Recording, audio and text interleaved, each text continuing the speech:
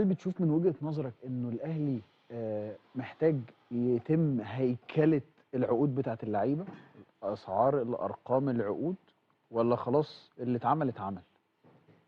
أشوف بس الأول لو أنا يعني موجود والّا مش آه. أشوف بس الأول إيه، يعني الكلام ده هل هو فعلًا موجود، الفروق دي موجودة والّا لأ، تعديلها بقى يبقى عامل إزاي، الشكل عامل إزاي، الإصلاح يبقى عامل إزاي، تكملة، حاجات لو أنا بس تبقى قدّامي لو أنا إمم. موجود يعني. هل الإصلاح ييجي بعد ما تقدّم لي أمارة، والّا الإصلاح يبتدي من دلوقتي؟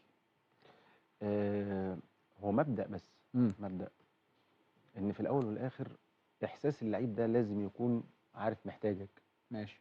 وأنت بتدير لازم يبقى اللعيب عنده احتياج ليك، إمم. ما يبقاش راس براس إمم. خالص، إمم. وخصوصًا في المنطقة المصرية أو المنطقة العربية بشكل عام، بس وخصوصًا المصرية يعني ماشي. تمام. الفلوس بتقوي يا إبراهيم، إمم. الفلوس بتقوي. بتقوي طبعًا. فأنت ممكن وأنت ممكن تلاقي واحد صاحب فلوس كتير جدًا، بس لو قاعد مع حد صاحب نفوذ إمم. تلاقيه متحفّظ. إمم. مضبوط؟ مضبوط. لأن هو أيوه. أنت الإح عندك حتّة وأنا عندي حتّة أكبر. فخلّي بالك أيوه. تمام. الإحساس ده لازم يكون موجود، حوّله بقى، إمم. حوّله.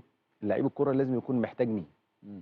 محتاجني في شهرة، محتاجني في مجد، محتاجني في حالة اجتماعية، محتاجني في فلوس، فأنت ديرها إزاي؟ إمم. يعني الموضوع مش سهل يعني. إمم. زي ما قُلت لك كده عبقرية القيادة في التعامل مع الناس اللي حواليك. مين أكتر عبقري اتعاملت معاه في الإدارة، اتعلمت منه وفي دماغك متسنطر؟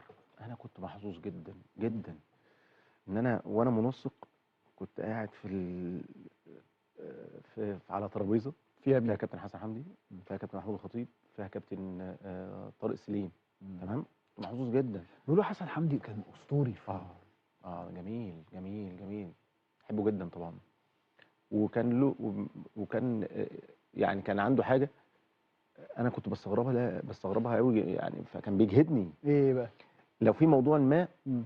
بيبدأ بالاقتراح بيّا أنا، فأنا أصغر واحد موجود، فأنا يعني في الأول طبعًا مش فاهم، فقُلت إمم. يمكن بيختبرني، فبقيت أبقى عايز أعرف كل حاجة آه. عشان لو اتسألت. هتسأل أول واحد. لكن لقيت إن فلسفته في الموضوع ده كانت فلسفة عبقرية. إيه هي؟ هاقول لك، على الترابيزة مين؟ كابتن خطيب، إمم. وعلى الترابيزة كابتن طارق سليم. إمم. فلو أنا عندي رأي مخالف، لو اتقال رأيي بعديهم أنت هتبقى مش هتعرف تقول رأي بعدين. برافو عليك. هتتحط في حرج. آه. تمام. فهو عايز يقيس العقلية وطريقة التفكير، الله. تمام. الله. وفي نفس الوقت حلو. ما يبقاش رأيك يعني في تفكر، لأ آه. أنا مش هاقول بقى